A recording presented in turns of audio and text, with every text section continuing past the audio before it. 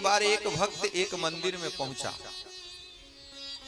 भगवान से को प्रणाम किया, पाद्य भोग सामग्री इत्यादि समर्पित किया, भगवान से बैठ के बातें करने लगा।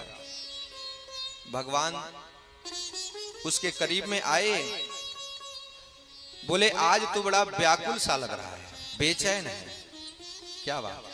उसने कहा न जाने क्यों मुझे ऐसा लग रहा है कि हम लोग तो घर में भी रहते हैं, कहीं घूमने भी जाते हैं, रिश्तेदारी भी करते हैं, अन्यत्र जहां मन करे वहां मिलने जाते हैं, जो मन करे वो खा लेते हैं, लेकिन प्रभु आपका तो सीमित भोग है। अब मैं जब भी आता हूं आपको देखता हूं, आप मंदिर में ही बैठे रहते हैं, कभी घूमने नहीं जाते हो, आपका मन परेशान नहीं होता है? भगवान बोले मैं तो जाता हूं, मैं सब कुछ करता हूं। उसने कहा मैं कैसे मानूं? भगवान बोले मैं सूक्ष्म रूप से जाता हूं, जो किसी को दिखाई नहीं देता है। हवा बहती है, दिखाई नहीं देती है। हाँ? बिजली से पंखा चल रहा है, लेकिन बिजली का रंग रूप कैसा है हम आप देख नहीं पा रहे हैं। परमात्मा सूक्ष्म रूप से संचार करता है, जाता है। भक्त थोड़ा भोला था, और भगवान भक्त के बस में रहते ही हैं। अहम भक्त पराधीनम, इसलिए भगवान का नाम भक्त वत्सल है। उसने कहा एक निवेदन करूं? भगवान ने कहा कहो। आज तो 2-4 दिन के लिए आप ना मंदिर छोड़ के चले जाओ, कहीं घूम फिर के आओ, थोड़ा मन लगेगा, मुझे ऐसा लग रहा है। भगवान बोले अरे पगले, मैं यहीं बैठे बैठे सब कुछ कर लेता हूं। पावर है ना, मोदी जी को जाने की कहीं जरूरत थोड़ी है, 1 घंटी घुमाना है, काम हो जाएगा। कहिए राधे राधे, पावर की बात होती है। फिर भी नहीं माना, बोले नहीं आप ऐसा करके दिखाओ ना। भगवान बोले ठीक है, अच्छा एक बात तो बता, मेरे स्थान पे मैं जो ड्यूटी निभाता हूं वो कौन निभाएगा? उसने कहा आप अगर बुरा ना माने तो मुझे बिठा दे। अच्छा तू भगवान बनना चाहता है? बोले नहीं नहीं नहीं नहीं, ऐसा नहीं, मेरा मन है। भगवान ने कहा ठीक है, चलो मैं तुम्हें 48 घंटे का समय देता हूं, मैं जा रहा हूं यहां से, और तुम मेरे स्थान पे नियुक्त हो जाओ, बैठ जाओ। भगवान ने सारा वस्त्र आभूषण मुकुट माला इत्यादि सब कुछ उसे पहना दिया। आपने देखा होगा कि आज भी कोई मनुष्य प्रभु जैसा वेशभूषा धारण कर लेता है तो लगता है कि शायद भगवान ही आ गए। हाँ, अरुण गोविल ने राम का अभिनय निभाया, राम मानने लगे, घर घर में उनकी तस्वीर आ गई। ऐसा बन जाता है आदमी, बन के तैयार हो गया। भगवान ने कहा केवल 48 घंटा, लेकिन सुनो तुम चंचल हो ना, कोई मंदिर में पूजा करने आए कुछ भी मांगे, तुम्हें बोलना नहीं है। मैं जैसे रहता हूं ऐसे ही तुम्हें रहना है। मैं किसी से कुछ बातें नहीं करता हूं, लेकिन उसकी कामनाओं को पूरा कर देता हूं। कहिए राधे राधे। उसने कहा ठीक है, प्रॉमिस, नहीं बोलूंगा। अब चला गया। वाकिया देखिए क्या होता है। भगवान तो वहां से अन्यत्र उसी मंदिर प्रांगण में यत्र तत्र मानो देखने लगे कि हो क्या रहा है, ये कर क्या रहा है, इसके मन में क्या जिज्ञासा उत्पन्न हुई है, और बैठ गया वो। तुरंत उसी समय एक उद्योगपति मंदिर में आया, भगवान को साष्टांग प्रणाम किया। प्रभु मैं जा रहा हूं एक फैक्ट्री लगाने, देखना कभी घाटा ना हो जाए। और उद्योगपति बहुत बड़ा, प्रणाम करके जैसे पीछे चला, उसके पीछे जो पर्स था, वॉलेट था, वो उसमें बहुत पैसे थे, वो पर्स निकल गया। उसने देखा कि अरे इस सेठ का तो पैसा निकल गया। मैं इसे बोल दूं अरे भाई तू अपना पैसा लेके जा, ये पर्स लेके जा।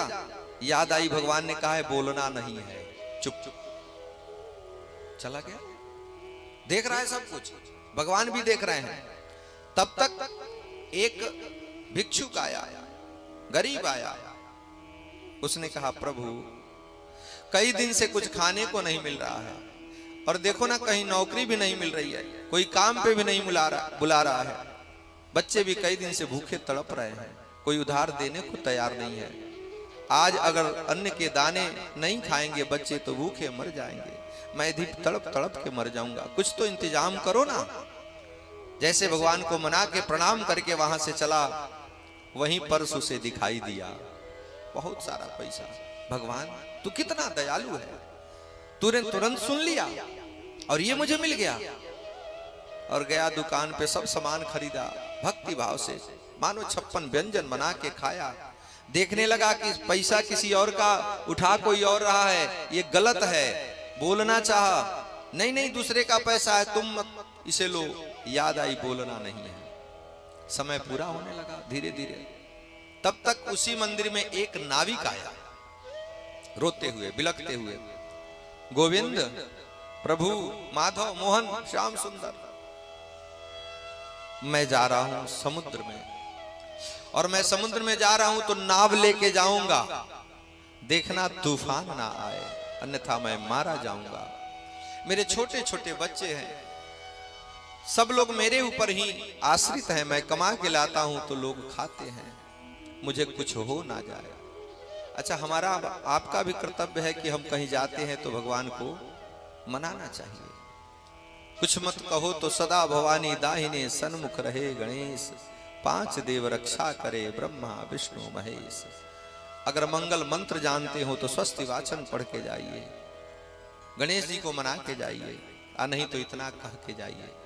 आप जाएंगे वापस फिर घर आएंगे। कुछ लोग आज कल ऐसे हो गए जो भगवान को मानते नहीं है, ना भरोसा करते हैं। कुछ लोगों ने अपना बना लिया सदा भवानी केतली सन्मुख रहे प्लेट, 5 चीज रक्षा करे दारू पान सिगरेट। तो कोई गारंटी नहीं है कि तो जाएंगे तो आएंगे, नहीं आने वाले हैं। जिसकी आस्था है भगवान में उसका दिया जलता है आंधी और तूफान में, बिल्कुल वो बचाता है। अब उसने नाविक ने कहा, तब तक सेठ घर पे पहुंचे, याद आई अरे अरे मेरा पर्स कहां गया, उसमें बहुत सारे पैसे दे। घर वालों ने कहा घर से मंदिर आप गए थे, हो सकता है मंदिर में गिरा हो। बोले हाँ वहीं झुका था मैं, सोचा कि जो पाया होगा वो देगा नहीं, हो सकता है पुजारी भी पाए वो भी ना दे, कभी पैसा ज्यादा है, इसलिए 2 फैंटम वाले को लिया और लेके चल दिया। संजोग से उस मंदिर में वही नाविक मिल गया। भाई पैसे दो पैसे दो। उसने कहा कौन सा पैसा, मैं तो भगवान से याचना करने आया था, मुझे जाना है समुद्र में नाव लेकर के।